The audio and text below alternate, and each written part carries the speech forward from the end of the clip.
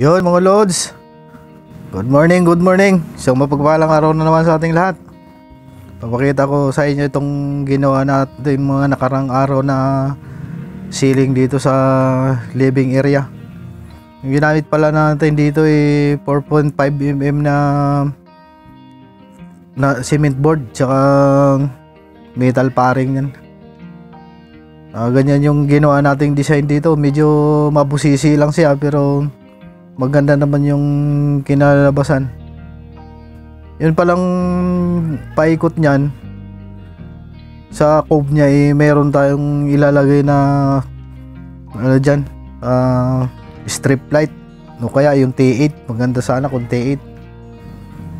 Kaya itong gitnaan na yan, lalagyan natin ng maayos-ayos na ilaw. Papalitan natin yung ilaw na yan na kulay puti.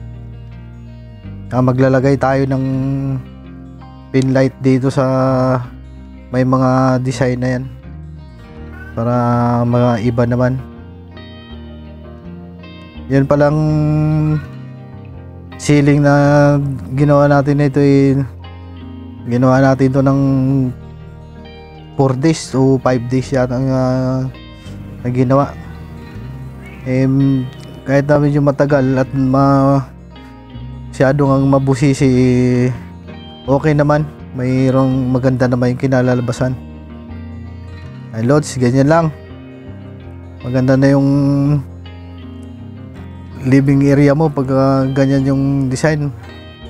Marami namang mga design din do sa ating mga nakaraang video.